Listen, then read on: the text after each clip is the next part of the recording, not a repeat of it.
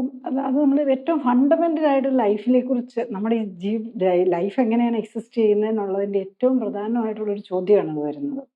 ശരിക്കും sodium potassium pump എന്നുള്ള ഒരു ഇതുണ്ട്. അതായത് നമ്മളുടെ ഒരു സെല്ലിന് നമ്മളുടെ അറൗണ്ട് 70 ട്രില്യൺ സെൽസ് ആണ് നമ്മുടെ ബോഡിയിലുള്ളത്.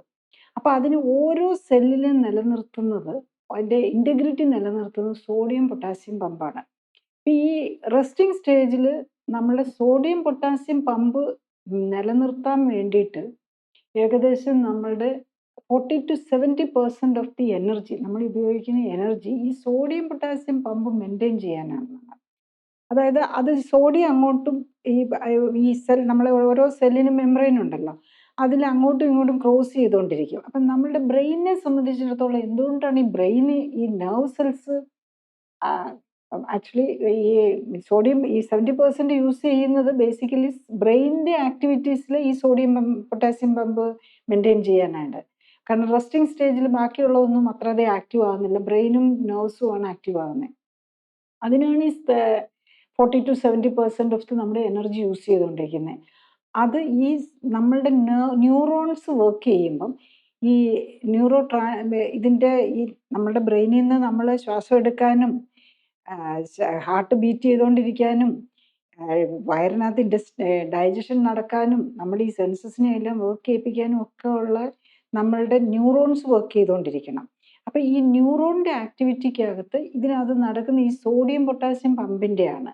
അപ്പം ഈ നമ്മതൊരു ഇലക്ട്രിക്കൽ കണ്ടക്ഷൻ നമ്മളുടെ ന്യൂറോൺസിനകത്ത് നടക്കുന്നത് ഈ സോഡിയം പൊട്ടാസ്യം പമ്പ് വഴിയാണ്. അപ്പം സോഡിയം അങ്ങോട്ടും ഇങ്ങോട്ടും മാറിക്കൊണ്ടിരിക്കും. അപ്പം ഏറ്റവും ഇമ്പോർട്ടൻ്റ് ആയിട്ടുള്ള നമ്മളുടെ ഇലക്ട്രോലൈറ്റ്സ് എന്ന് പറയുന്നത് സോഡിയം പൊട്ടാസ്യം ആണ്. നെക്സ്റ്റ് വരുന്നത് കാൽസ്യം മഗ്നീഷ്യം ആണ്.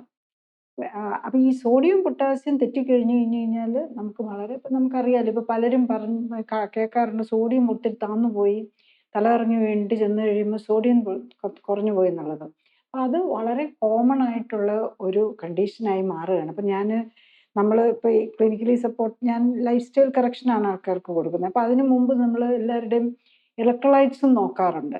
അപ്പം ഒരു സിംറ്റം ഇല്ലാത്തവർക്ക് പോലും, അവർ ജനറലി അവർക്ക് ഡയബറ്റീസോ ക്ഷീണമോ ഹൈപ്പർ ടെൻഷനോ ഒക്കെ ആയിട്ട് വരുന്ന പല പേഷ്യൻസിന് സോഡിയം ലെവൽ വളരെ ലോ ആയിട്ട് കാണുന്നു.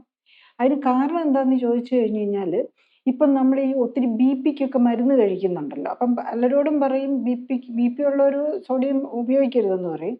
അതിൻ്റെ കൂടെ നമ്മൾ ഈ ബി പിക്കുള്ള മരുന്നുകൾ സോഡിയം പുറത്തേക്ക് കളയുകയാണ് ചെയ്യുന്നത്. കൂടുതൽ അറിയാൻ ലിങ്ക് ക്ലിക്ക് ചെയ്യുക. കൂടുതൽ വീഡിയോകൾക്കായി സബ്സ്ക്രൈബ് ബട്ടൺ അമർത്തുക.